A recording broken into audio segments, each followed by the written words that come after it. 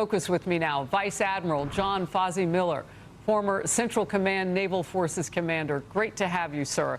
So what is your reaction to the idea that this is really bifurcated, one thing or the other?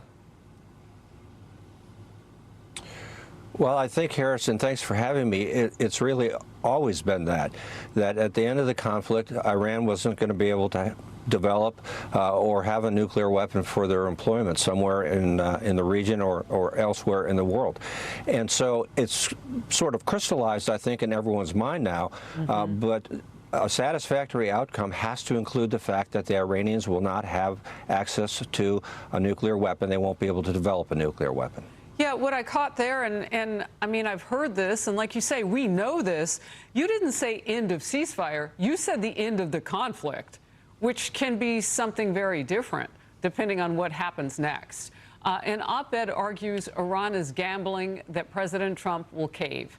It hasn't gone well for them so far. And, quote, if the Islamic Republic continues testing American resolve, the next confrontation may no longer resemble calibrated deterrence. It may become the moment that determines whether Trump's Iran doctrine was merely pressure or the beginning of historic change. Your take?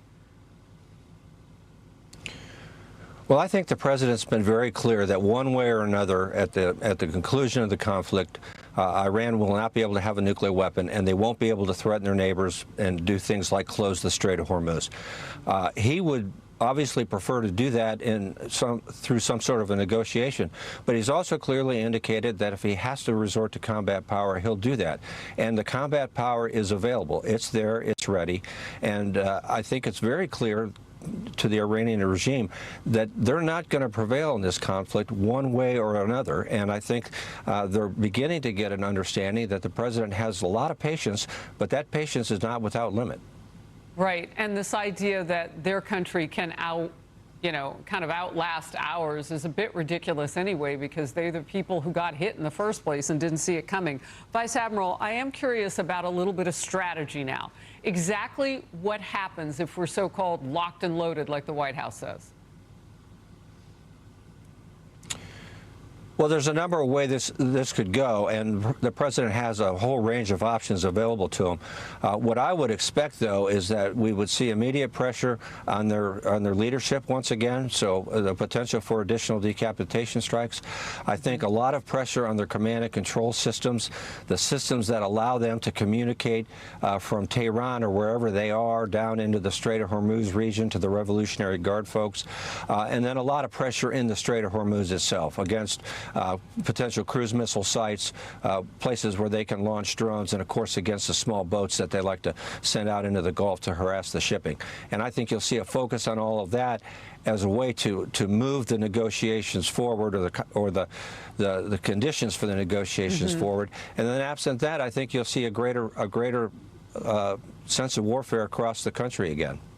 Kharg Island, those areas that we know are tremendously important to the oil infrastructure, and any way that they can get a source of cash into that country, Iran. Do we go after those islands with our military?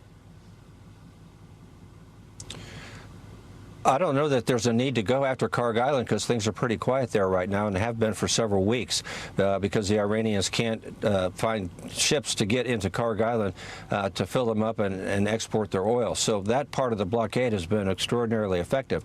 There are some other islands closer to the Strait that we might be interested in occupying for a period of time, because it helps with control of the Strait. At the end of the day, the United States doesn't want control of the Strait. We want the Strait to be open for everyone to use. All right, Vice Admiral, the president is getting ready to speak. Just a quick thought about what you'd like to hear him say on Iran as he talks with the Coast Guard cadets today. Well, first of all, congratulations to them and welcome. We're glad to have them on board the team. Coast Guards are a great partner of all of the armed forces. I think the president will be pretty clear about the role that forces like the Coast Guard will play in the conclusion of the Iran conflict, whether it's a deterrent as a hedge against further aggression on the part of the United States in order to end the conflict, or their actual participation in combat operations, and an understanding that when we get the Iran conflict concluded, we still live in a difficult and dangerous world, and organizations like the Coast Guard, which ensure freedom of navigation all over the place, as well as safety of our mariners, is incredibly important, and they're entering a brave new world, and we're certainly glad to have them on board. Vice Admiral John Fozzie Miller, I can tell how many men and women you have led. You were so prepared with that. I appreciate it. As a leader, sir, it's humbling. Thank you. Good to see you. Thank you.